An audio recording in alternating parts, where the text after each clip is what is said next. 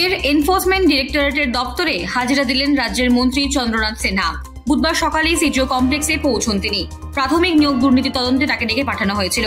ক্ষুদ্র এবং মাঝারি শিল্প দপ্তরের মন্ত্রী চন্দ্রনাথ সিনহা এরই মাঝে কারা দপ্তরের দায়িত্ব ছাড়েন অখিল গিরি। তারপর ক্ষুদ্র এবং মাঝারি শিল্প দপ্তরের পাশাপাশি কারা দপ্তরের অতিরিক্ত দায়িত্ব রয়েছে চন্দ্রনাথের ওপর। এদিকে নিয়োগ দুর্নীতি মামলায় আগে গ্রেপ্তার করা হয়েছে কুন্তল ঘোষকে।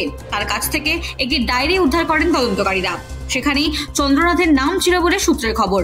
আর তারপরেই চন্দ্রনাথকে তলব করা হয়েছে। এর আগেও চন্দ্রনাথ সিনহার বাড়িতে তল্লাশি চালান সিবিআই আধিকারিকরা। তার বাড়ি থেকে একাধিক নথি বাজেয়াপ্ত করা হয়েছিল। সেখান থেকে চন্দ্রনাথ সিনহার ব্যাংক অ্যাকাউন্টের খোঁজ পায় তদন্তকারীরা। তার ভিত্তিতেই বুধবার মন্ত্রীকে ডেকে পাঠানো হয়েছে। নিয়োগ দুর্নীতি তদন্তে বোলপুরে চন্দ্রনাথ সিনহার বাড়ি থেকে নগদ টাকাও বাজেয়াপ্ত করে ইডি। সেই সময় 44 লাখ টাকা উদ্ধার করেন তদন্তকারীরা। এমনকি চন্দ্রনাথ সিনহার মোবাইল ফোনও বাজেয়াপ্ত করা হয়। সেই মোবাইল ফোনটি আনলক করতে সমর্থ হয় ইডি। সেখান থেকে একাধিক তথ্য পাওয়া গিয়েছে বলে সূত্রের খবর। বুধবার চন্দ্রনাথকে নিয়োগ সংক্রান্ত বিষয়ে জিজ্ঞাসাবাদ করা হবে বলেই খবর।